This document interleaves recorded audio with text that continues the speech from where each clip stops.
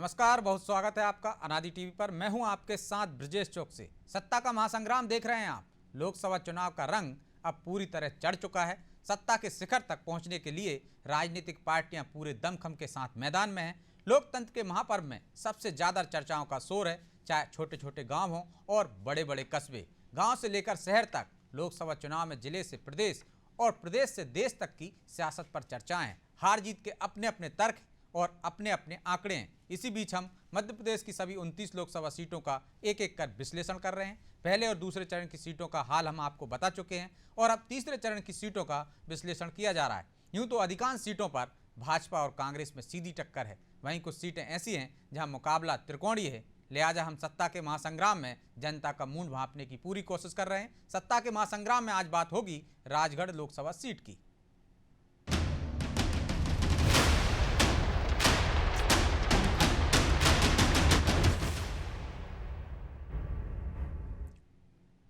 Rajgarh Lok Sabha seat प्रदेश की उन hot सीटों में शुमार है जिस पर सबकी निगाहें टिकी रहती हैं। इस सीट पर श्री कृष्ण भी चुनाव लड़े थे, जिन पर लक्ष्मण भारी पड़ते थे। जी हां, महाभारत में श्री कृष्ण का रोल निभाने वाले नीतीश भारद्वाज ने यहां से चुनाव लड़ा था, लेकिन उन्हें दिग्विजय सिंह के भाई लक्ष्मण सिंह ने हरा दिया था। ये वही लक्ष्मण सिंह हैं जिन्होंने 2004 में पाला बदलकर बीजेपी से चुनाव लड़ा था और जीत हासिल की थी, लेकिन 2009 बीजेपी ने उन्हें टिकट नहीं दिया, लेकिन इस बार उन्हें हार मिली, जिसके बाद लक्ष्मण सिंह ने कांग्रेस में वापसी कर ली। दरअसल राजगढ़ में पार्टियों का नहीं बल्कि राज परिवारों का दबदबा रहा है। हालांकि देश में मोदी राज आने के बाद तस्वीर बदली है और 2014 और 2019 में यहां से भाजपा के रोडमल नागर जीत दर्ज कर सफल हो चुके हैं। बता दें कि राजगढ़ लोकसभा के लिए अब तक हुए 18 चुनावों से 8 बार राज परिवारों से जुड़े छत्रपों का कब्जा रहा, जिसमें 7 बार राधौगढ़ राज परिवार के सदस्य सांसद चुने गए और कांग्रेस ने फिर इस सीट को पाने के लिए 33 साल बाद दिग्विजय सिंह को मैदान में उतारा है। वो यहां से 1984 और 1991 में सांसद चुने गए थे। यूं तो राजगढ़ जिले की जनता का प्रतिनिधित्व देश के कई बड़े नेताओं ने किया है। इनमें बाबूराव पटेल, जगन्नाथ राव जोशी समेत पूर्व राष्ट्रपति डॉक्टर शंकर दयाल शर्मा का नाम भी शामिल है। इतना ही नहीं, राजगढ़ लोकसभा क्षेत्र का पानी ऐसा मीठा है कि बाहरी नेताओं को भी खूब स्वीकार किया। यही कारण है कि 1977 में मुंबई के नेता बसंत कुमार पंडित और 1989 में बाहर से आए नेता प्यारेलाल खंडेलवाल को यहां से लोकसभा भेजा गया। लेकिन इस बार राजगढ़ की जनता किसे लोकसभा भेजेगी, कौन किस पर भारी पड़ेगा, जनता के मन में क्या है, इसे समझने की कोशिश करते हैं। राजगढ़ में से वो हार्ट सीट है, लेकिन यहाँ संघ का भी प्रभाव रहा है। संघ यहाँ से लगातार यहाँ इस क्षेत्र में सक्रिय रहा। यही वजह है कि प्यारेलाल खंडेलवाल से लेकर बीजेपी और जनसंघ के लोग भी यहाँ से जीतते रहे।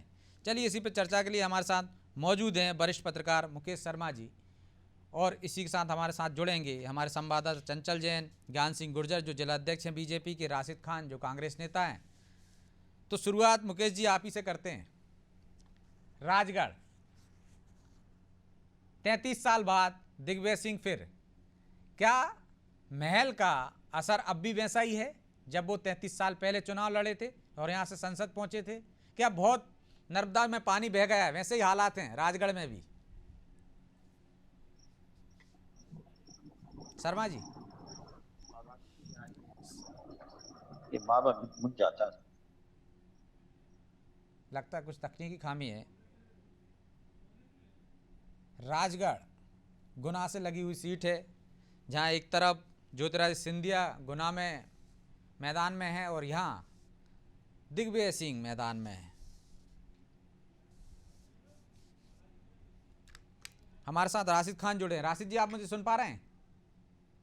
ये बॉस 33 साल बाद दिग्विजय सिंह फिर मैदान में है। क्या आपको लगता है कि बीजेपी यहां से लगातार जीतती रही है, तो इस बार दिग्विजय सिंह के मैदान में होने की वजह से ये सीट आप वापस हासिल कर लेंगे? हुजूर, मैं आपसे अर्ज करूं, दिग्विजय सिंह साहब 33 साल बाद चुनाव लड़ रहे हैं। वो राजगढ़ के तो दिल में, एक एक बंदे के दिल में बसे हुए हैं। पहले तो यह अर्ज कर दूं, चुनाव लड़ने से नहीं, उनका तो पीढ़ियों से राजगढ़ में व्यवहार है। दूसरी बात, आप 100% जीत रहे हैं भाई साहब। लेकिन राशिद जी, आप कह रहे हैं कि सबके दिल में बसे हैं। निश्चित तौर पर बहुत कुछ किया है उन्होंने, 10 साल मुख्यमंत्री रहे हैं, एक एक व्यक्ति को जानते हैं, लेकिन क्या वजह रही कि राजगढ़ से ही एक सीट रही जिसमें लक्ष्मण सिंह हार गए चाचौड़ा से, जयवर्धन की भी लीड कम हो गई। तो क्या आपको लगता है कि मोदी लहर काम नहीं करेगी वहाँ दिग्विजय सिंह के सामने, जबकि दिग्विजय सिंह भोपाल में भी चुनाव हार चुके हैं? देखिए, हार जीत प्रजातंत्र की एक परंपरा होती है। बिल्कुल। जहां तक हारने की आप बात कर रहे हैं, तो यहाँ अटल बिहारी वाजपेयी जी भी हार चुके थे हमारे पूर्व नेता स्वर्गीय श्रीमन के साथ। तो हार जीत को आप किसी के रिलेशन से नहीं जोड़ सकते। चुनाव की परंपरा पर प्रजातंत्र की बात है, हार गए थे तो आप जीत जाएंगे। लेकिन किन मुद्दों पर आप वहां पे चुनाव लड़ रहे हैं और आपको लगता है कि इस आधार पर जनता दिग्विजय सिंह को चुनाव में जिताएगी, या सिर्फ दिग्विजय सिंह का चेहरा ही, बाकी सब मुद्दे फीके रहे हैं वहां पर? देखिए, मुद्दे तो बीजेपी के पास होंगे व्यर्थ के।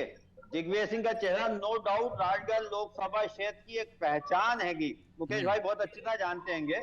दूसरी बात ये कर रहे हैं कि हमको आप उनसे पूछिए कि 10 साल में उन्होंने या 20 साल में उन्होंने क्या करा हैगा। हम तो कहने को तैयार रहेंगे ना। सवाल करना भाई जी स्वच्छ प्रजातंत्र में विपक्ष का काम होता है, जवाब हमें सत्ता से चाहिए। ज्ञान सिंह भाई साहब से पूछिए कि उन्होंने क्या करा हैगा, वो नहीं तो राजा साहब ने क्या करा, कांग्रेस ने क्या करा। मैं गिनना शुरू करवा देता हूँ आपको। ठीक है, तो मुकेश जी क्या आपको भी लगता है कि दिग्विजय सिंह वो चेहरा है जो 33 साल बाद मैदान में उतर रहे हैं, तो वही 33 साल पहले का जो हालात थे या जो कहें कि माहौल था जो दिग्विजय सिंह को लोगों ने जिताकर भेजा था, वैसा ही हालात अब भी हैं दिग्विजय सिंह के फेवर में, या बाकी के मुद्दे सब गौण हैं, दिग्विजय सिंह का चेहरा ही पर्याप्त है राजगढ़ में? मुकेश जी आवाज नहीं पहुंच रही मुकेश।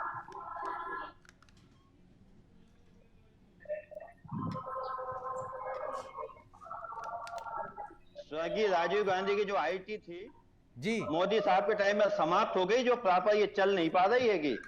लेकिन वो बीजेपी एक आरोप लगाती है राशिद जी कि एक तरह से हिंदू विरोधी चेहरा बताती है। प्रज्ञा ठाकुर को मैदान में उतारा था दिग्विजय सिंह को, तो इसका असर आपको लगता है राजगढ़ में होगा कि बाकी जगह हो जाता है राजगढ़ में नहीं होगा, क्योंकि वहां दिग्विजय सिंह को सब जानते हैं?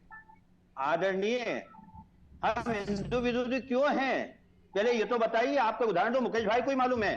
राजगढ़ में जो राम जानकी मंदिर है, जहाँ पे भगवान राम का प्रकट उत्सव मनाया जाता था, उसका मुकदमा मेरे स्वर्गीय पिताजी स्वतंत्रता संग्राम सेनानी जमील अहमद खान ने हिंदू समाज की तरफ से लड़ा था, वो उसको जीता था। स्वामी जी बिल्कुल जी महाराज घर पे पिताजी को आशीर्वाद देने के लिए आए थे। ये हिंदू मुस्लिम तो बीजेपी करती है, हम तो देश की बात करते हैं, राष्ट्र की बात करते हैं।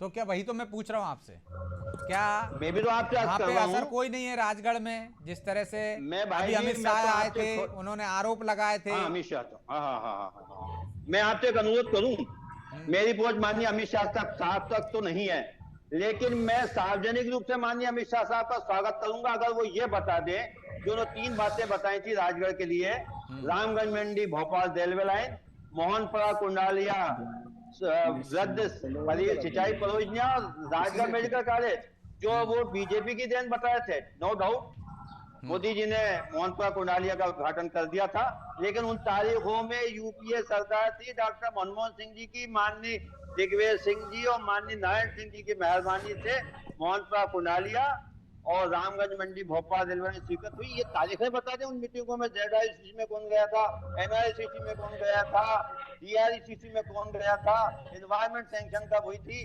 फाइनेंशियल सैंक्शन कब हुई थी, उससे सरकार किसकी थी, मैं मौजूद था, हमारा माननीय। चलिए राशिद जी, हमारे साथ अमर सिंह जी जुड़ गए हैं, बीजेपी नेता अमर सिंह जी भाई साहब उनसे जवाब ले लेते हैं, फिर इसके बाद लौटूंगा मैं आपके पास। अमर सिंह जी वो कह रहे हैं कि यहाँ पर हिंदू मुस्लिम का कोई असर नहीं है, यहाँ दिग्विजय सिंह का चेहरा ही सब पर भारी पड़ता है, और हिंदू मुसलमान तो बीजेपी करती है वोट के लिए। विकास भी जो दिग्विजय सिंह ने कराए थे वो अपने नाम गिना रहे हो आप लोग। मैं ये कह रहा हूँ ये गलत बात है। भूमि पूजन हमने की, इसकी तारीख निकालो, प्रशासनिक स्वीकृति की तारीख निकालो। मोहनपुरा परियोजना हमने बनाई, कुंडलिया परियोजना हमने बनाई, उसको लोकार्पण का काम देश के प्रधानमंत्री मोदी जी ने किया। कौन कह रहा है दिग्विजय सिंह ने काम किया? दिग्विजय सिंह ने रेल का सपना दिखाया। दिग्विजय सिंह जी ने झूठा हेलीकॉप्टर उतारकर खिलचीपुर में एक होटल में और रेल का भूमि पूजन किया। आज दिनांक तक कुछ भी नहीं हुआ, आज हमारे देश के प्रधानमंत्री जी ने फास्ट ट्रैक में रेल को लिया और आज रेल के भोपाल से के रामगंज तक का पूरा काम आज बहुत प्रगति पे चल रहा है। दिग्विजय सिंह का जुमला है, जुमला। इसने 10 साल तक इस राजगढ़ जिले के नाम को लूटा है और विकास किया तो रावगढ़ का किया है। NFL की फैक्ट्री लगाई तो रावगढ़ में लगाई, गेल की फैक्ट्री JP कॉलेज खोला तो रावगढ़ में खोला, और सारी पार्टनरी है इनकी, दिग्विजय सिंह जी की सारे विकास में पार्टनरी है इनकी, और विकास किया तो रावगढ़ का किया। राजगढ़ जिले की एक भी क्षेत्र में, राजगढ़ विधानसभा में कहीं भी विकास नहीं किया। लेकिन अमर सिंह जी, जब इतने आपने काम किए हैं, इतने विकास आपने अपने नाम पे किए हैं, तो फिर क्या वजह है कि अमित शाह को लेकर आपको वहां पर जाना पड़ा और ये इस तरह के आरोप लगाने पड़े? सुन तो लीजिए, सवाल तो पूरा सुन लीजिए। हिंदू मुसलमान करने की जरूरत क्यों पड़ी आपको? आपको क्यों कहना पड़ा कि ये ओसामा जी कहते हैं? ये किन के समर्थक हैं? हाँ, दिग्विजय सिंह कहते हैं हिंदू विरोधी बात करते हैं, तो विकास पे लड़ लेते आप तो। RSS का आदमी हिंदू संगठन को आतंकवादी दिखते हैं इनको, है बजरंग दल आतंकवादी दिखते हैं इनको। ये बोलते हैं मंच से गाय का मांस खाना कोई बुरी बात नहीं है। मैंने चैलेंज करा था इनको, इनके मुंह से बोला दिग्विजय सिंह हिंदू विरोधी बात करते हैं। ये जुमला फेंकते हैं, जुमला। सनातनी है, कोई सनातनी नहीं है। अमर सिंह जी भाई साहब कैसी बात कर रहे हैं आप? वो श्री राम तो सबके हैं। अब आप कहो तो आपकी मर्जी, झूठ बोलो दोस्तों, भाई साहब बार-बार बोलो। दिखावा किया इनने, हमेशा हिंदू समाज का विरोध किया और राजगढ़ जिले का शोषण किया। राजगढ़ जिले में इनने कोई ना तो रोड बनाई, ना कोई नहर बनाई। आपके विरोध में जो है राशिद जी, वो अभी दावा कर रहे थे विकास किया तो रावगढ़ का किया और इनके क्षेत्र का भी खुद का विकास तो किया। राम के लिए लड़ाई लड़ी है कोर्ट में, मंदिर के लिए लड़ाई लड़ी। पिताजी ने सब झूठ बोल रहे हैं। चुनाव आया तो पिताजी झूठ क्यों बोलेंगे? आपके सामने बोल रहे हैं। अरे राम विरोधी नहीं है। राम के खिलाफ वकील खलील हलफनामा नहीं दिया था क्या? कांग्रेस ने नहीं दिया था हलफनामा? कांग्रेस ने राम जी को नहीं बनाया था क्या? नहीं बताया था क्या? चलिए लौट रहा हूं मैं आपके पास। मुकेश जी भी हमारे साथ जुड़े हैं, उनसे एक कमेंट्स ले लेता हूं। मुकेश जी, झूठ बोल रहे हैं, सब पता है। यहाँ पर भारतीय जनता पार्टी का कमल का फूल खिलेगा, रोडमल जी नागर भारी मतों से विजय बनेगा। और जो हमारा अमित शाह जी ने किया कि आशिक का जनाजा निकालना है, तो उतनी ताकत से आशिक का जनाजा निकालेगी यहाँ की जनता। तो जब कोई कहता है कि मोदी तेरी कब्र खोदेगी तो आपको आपत्ति हो जाती है, आप अपने विरोधियों का जनाजा निकाल रहा हो, तो ये अच्छी बात है क्या? कैसे जिसके संस्कार भाई साहब जैसा बोएंगे उसे काटेंगे। भारतीय जनता पार्टी ने अच्छा बुआ, अच्छा काटेंगे। भारतीय जनता पार्टी ने विकास किया तो विकास के नाम पे वोट मांग रहे हैं हम। चलिए ठीक, लौट रहा हूं। विरोध करा था, राम मंदिर के निमंत्रण का विरोध किया था, तो इसलिए हम उनको बोल रहे हैं, कह रहे हैं हम कांग्रेस ने ठुकराया निमंत्रण। राम जी किसके नहीं है? सबके राम जी है। क्यों नहीं है राम जी के निमंत्रण? ठीक है, लौट रहा हूं मैं आप दोनों के पास। आपके कहने मुकेश जी, ठीक है, लौट रहा हूं राशिद जी। मुकेश जी, 33 साल बाद दिग्विजय सिंह फिर अपने घर में चुनाव मैदान में, क्या वो जो उनकी जो छवि बन गई है वो आपको चुनाव में फैक्टर नजर आ रही है, या दिग्विजय सिंह जब पहुंचे हैं लौटकर तब तक नर्मदा जी से बहुत सारा पानी बह गया, अब आसार उनके लिए ठीक नहीं है? जी जी जी, बिल्कुल आपका कहना बिल्कुल सही है कि लगभग 31 साल के बाद दिग्विजय सिंह जी मतलब पुनः उनके गृहनगर में आए हैं, जहाँ पर वो विजय की आशा लेकर आएंगे। उनको एक अच्छा मतलब रिस्पॉन्स मिलेगा और वो विजय मतलब हासिल करेंगे। पर दिक्कत उनको उतनी ज्यादा है कि एक तो 33 साल का लंबा अरसा हुआ है जुड़े हुए, जनता से जुड़े हुए। दूसरी बात यह है कि उनका कांग्रेस अभी ही मतलब पूरे विधानसभाओं में 5 विधानसभाएं हार के बैठी हुई है। तो दिग्विजय सिंह जी खुद ये चाहते हैं कि ये उस हार का असर लोकसभा पर ना पड़े, तो वो कुछ डोर टू डोर अपने पूरे कैंपेन चलाए हुए हैं इससे बचने के लिए। ये कह सकते हैं मुकेश जी, या ऐसे कह सकते हैं कि पदयात्रा आजकल उनकी ताकत बन गई है, तो शायद वही पदयात्रा निकाल रहे हैं वो। हाँ, वही पदयात्रा है ताकि उनसे जो हार है उसको दूर करा सके और एक अच्छे उस माहौल में अपना कुछ मतलब प्रचार कर सके। दूसरी बात, ये दोनों पार्टियां बात कर रही हैं कि रावगढ़ में विकास, यहाँ विकास, मूल मुद्दों से भटकी हुई हैं। आज भी स्वास्थ्य सेवाओं को लेके भले चाहे भारतीय जनता पार्टी का 15 से 20 साल यहाँ पर उन्होंने शासन करा, आज भी स्वास्थ्य सेवाओं में सबसे वर्स्ट पोजीशन पर राजगढ़ जिला है प्रदेश में। डेली प्रसूताओं की मौत की खबर। तो यदि ये मुद्दे उठेंगे तो कांग्रेस खुद कटघरे में आएगी, क्योंकि 10 साल तो राजगढ़ से ही मुख्यमंत्री थे। हाँ, मैं दोनों की बात कर रहा हूँ, दोनों को उसमें स्वास्थ्य सेवा बीजेपी रोजगार के इशू है यहाँ पे। तत्काल की बात करें ना। आ रहा हूँ राशिद जी, आऊंगा आपके पास भी। जी मुकेश जी। ओके जी मुकेश जी, पूरी बात कीजिए आप। रोजगार, हाँ सर, रोजगार का भी जो इशू यहाँ से कम 40% युवा यहाँ से बाहर भागता है, इसलिए उसको रोजगार की उपलब्धता यहाँ अपने जिले में नहीं है। एजुकेशन के लिए बाहर भागता है वो।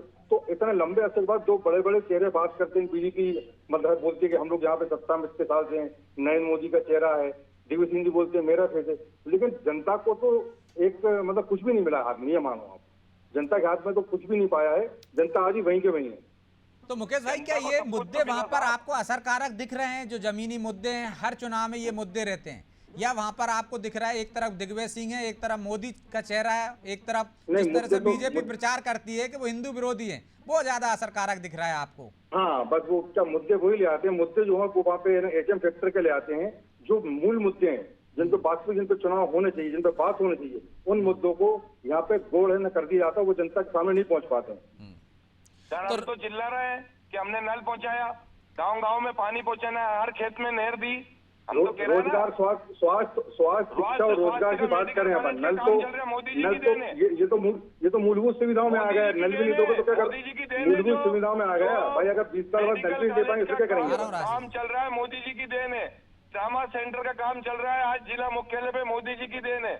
विधायक साहब, अभी आप चूंकि राजगढ़ के विधायक हैं, आप खुद पढ़ रहे हैं, आपने खुद अभी 4 दिन पहले सारी बातें करी, तो प्रसूताओं को मौत को लेकर आप थोड़ा सेंसिटिव हैं। आप एक मतलब प्रसूताओं की मौत हो रही है डेली, अभी 2 दिन पहले ही मौत हुई, 4 दिन पहले ही मौत हुई, आप तो कुछ तो बयान ही नहीं पता। देखो मैं खुद गया था, मैंने खुद ने कार्रवाई कराई, कोई ने लापरवाही करेंगे तो कोई लापरवाही करेगा उस पर कार्रवाई मैंने खुद ने कराई। मैं विधायक हूँ, उसके बाद मैंने कार्रवाई करवाई है।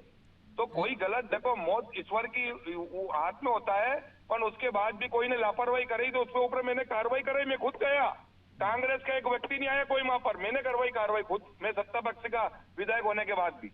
लेकिन अमर सिंह जी, एक और आपके यहाँ भी आपके जो मौजूदा सांसद हैं रोडमल नागर, उनके खिलाफ नाराजगी है, इस तरह की खबरें आई थी, तो उसका भी तो फायदा कांग्रेस को मिलेगा। मुद्दा बना रही है, कांग्रेस एक मुद्दा बना रही, कोई नाराजगी नहीं है। विकास हुआ था। ठीक, तो राशिद जी, वो तो विकास और मोदी के चेहरे पर जा रहे हैं, विकास के साथ साथ भी जा रहे हैं और उन मुद्दों की बात भी कर रहे हैं। तो मोदी जी के सामने बात किसने रखी? ठीक, ट्रेन की बात किसने रखी? हमारे सांसद जी ने रखी। आज हमारे रेल की बात किसने रखी? सांसद जी ने रखी। मेडिकल कॉलेज की बात किसने रखी? सांसद जी ने रखी।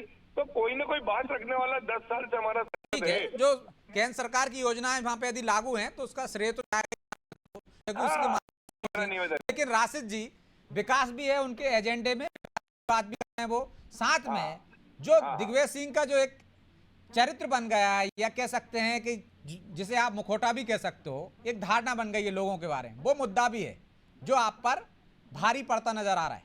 मुकेश जी भी कह रहे हैं। ब्रजेश भाई, कहना तो बड़ा आसान चीज है कि पहले तो मैं इनकी मोहनपुरा कुंडा लिया, जिससे कि घर राशिद भाई स्वीकार करना पड़ेगा सरकार की तो स्वीकृत नहीं है, कार्यालय नहीं जा रहा नहीं है, तो मैं सार्वजनिक रूप से अमर सिंह भाई साहब को हाथ पहना उनके घर जाऊंगा खुजनेर। अगर ये साबित कर दे के मोहनपुरा कुंडालिया डैम डॉक्टर मनमोहन सिंह के टाइम की स्वीकृत नहीं है, तो मैं अमर सिंह भाई गलत बोल रहे हो। आपने मोहनपुरा एक गाँव है, मोहनपुरा एक गाँव का स्टाफ डैम की बात थी, ये तो हमने कराड़े में आके बनाया, मोहनपुरा में नहीं बनाया है। करेड़े गांव में बना है मोहनपुरा, करेड़े गांव में, और मैं खुद विधायक हूँ, मैंने खुद ने भूमि पूजन किया उसका, मैंने खुद ने भूमि पूजन किया। दूसरी बात क्या मान लिया मैंने? अरे आप बोलने नहीं लगता, आपका समस्या ये है कि आपकी ट्रेनिंग है कि बोलने मतलब बोलने की बात थोड़ी मना कर रहा हूँ, मैं ये कह रहा हूँ कि मैंने भूमि पूजन किया। ठीक है अमर जी, उनकी बात आ जाए, लेकिन राशिद जी, यदि विकास की आप बात करेंगे, मुद्दों की बात करेंगे, पिछड़ेपन की, बेरोजगारी की तमाम बातें करेंगे, तो 10 साल तो मुख्यमंत्री रहे दिग्विजय सिंह, उन पर ही सवाल उठेंगे ना, क्या आपने क्यों नहीं किया? देखिए भाई साहब एक निवेदन करूं, आप पत्रकार हैं, मुझसे ज्यादा आपको मालूम है, कुछ विकास की चीजें तो स्टेट लेवल की होती हैं, कुछ सेंट्रल लेवल की होती है। तो केंद्र में भी आपकी सरकार थी ना, यूपीए की सरकार थी। अरे हुजूर सुनिए तो सही, गुरुदेव सुनिए तो सही। पहली बार 1985 में राजा साहब सांसद बने थे, उसके बाद राजगढ़ लोकसभा की आवाज दिल्ली में उठना शुरू हुई थी। मुकेश भाई थोड़ा स्मरण शक्ति पे ध्यान देंगे, पहचान जाएंगे। राजगढ़ में अरे लक्ष्मण सिंह जी एक बार भी नहीं आए, लक्ष्मण सिंह जी का कोई विकास तो बता दो। बीमारी अमर सिंह जी, भाई साहब लक्ष्मण सिंह जी एक बार भी नहीं आए, नहीं देते, ये भाई साहब को बोलने नहीं देते आप नहीं। अरे बोलो यार, बोलो, मैं क्या मना कर रहा हूँ, बोलो बताओ, मेरे पास तो बहुत मुद्दे हैं। छोटे भाई तो प्रथम बार राजा साहब ने राजगढ़ की आवाज उठाई थी दिल्ली में 85 में सांसद बन के। इसके पहले कोई बसंत कुमार पंडित बंबई से भाई साहब आते थे, कोई जगन्नाथ राव जोशी जी कर्नाटक से आते थे, जीत के चले जाते थे, फिर आते थे, फिर चले जाते थे। पहली बार दिल्ली में अगर आवाज उठी तो आदरणीय राजा साहब ने 1985 में जीत के चुनाई थी। अपन वहीं से शुरू कर लें, समय की बात है। क्या तो लिख के मैं अमर सिंह जी भाई साहब को भी दे दूंगा, मुकेश भाई साहब को दे दूंगा। गलत हो तो समय कम है, आप मेरे पास सब लिखा हुआ है, मेरे पास तो बोलो, आप तो मैं सब बताऊंगा। और जो भी ये बता दे, रेलवे, मेडिकल हॉस्पिटल और मोहनपुरा कुंडालिया गुरुदेव, अगर ये साबित करते हैं इनकी स्वीकृति हैगी तो मैं अमर सिंह जी भाई साहब को आज ही हाथ लेना चले जाऊंगा। डॉक्टर सरकार मध्य प्रदेश में भी इनकी है, दिल्ली में भी है। उन डेट के साथ बताते हैं एनवायरमेंट सैंक्शन, फाइनल सैंक्शन और एनओसी कब मिली थी। अगर लेकिन राशिद जी जो स्वास्थ्य समस्या है वो तो राज्य सरकार ही कर सकती थी, आपके ही राजा साहब मुख्यमंत्री थे, तब क्यों नहीं कर पाए? स्वास्थ्य समस्या पे सुन लीजिए। देखो मेरी बात, तेजेश भाई आपकी आवाज कट गई, राजेश भाई आवाज कट गई आपकी। स्वास्थ्य समस्या ये है कि 1930 में ब्रिटिश इंडिया के टाइम कोटा रियासत, राजगढ़ रियासत और इंदौर रियासत में ऑपरेशन की सुविधा थी। राजा साहब ने 10 साल में केवल एक सड़क में गड्ढा दिया, 10 साल के बजाय की बिजली गायब करी, हर किसान की बिजली गायब करी है। 10 साल में सड़क गायब करी है, बिजली गायब करी है। हेलो, 2000 तक के विधानसभा क्वेश्चन को देख लीजिए। ये तो विधानसभा में जाते हैं अमर सिंह जी भाई साहब, लाइब्रेरी में जाके 13 से 18 तक विधानसभा क्वेश्चन मेरा भी है, अरे मेडिकल कॉलेज बनाने का मेरा भी है। नहीं, मैंने प्रस्ताव करके मैंने भेजा था, मगर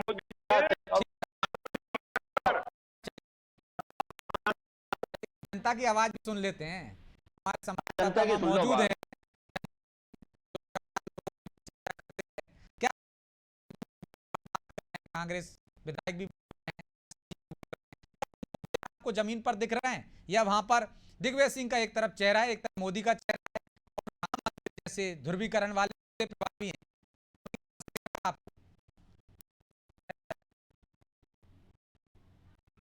अनम्यूट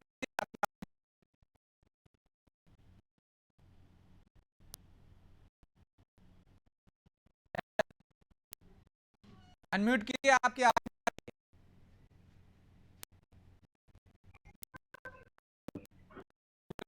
आ रही है, आवाज बोलिए।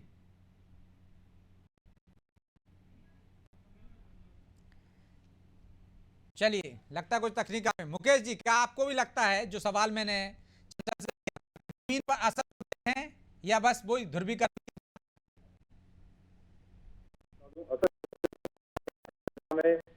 ऐसे मौका कि राम जन्मभूमि, राम और इसके अलावा उनको कुछ भी जाति कुछ की जाती है, उनको मूलभूत सुविधाओं से दूर रखा जाता है।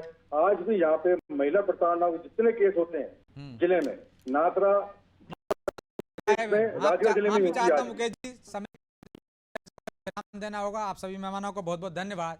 तो राजगढ़ में मुद्दे तो तमाम हैं, चुनाव से भी गायब हैं, राजनीतिक गलियारों से भी गायब है, और जनता की पास सिंह मैदान में है। बीजेपी जिस तरह से बताने की कोशिश कर रही है, प्राण प्रतिष्ठा राम मंदिर की जिक्र कर रही है, और जिस तरह से उन्होंने अल्पसंख्यकों के बारे में बयान दिए, उनके बयानों को सामने लाकर एक कर रही है, इसी कारण वहां पे बीजेपी भारी दिख रही है। अब परिणाम बताएंगे कि दिग्विजय सिंह 33 साल मैदान में उतरे हैं तो कितनी या बाजी पलटेंगे, या वाकई में इन मुद्दों पर उनकी चेहरा तो सब। इतना ही मुझे दीजिए इजाजत, और आप देखते रहिए।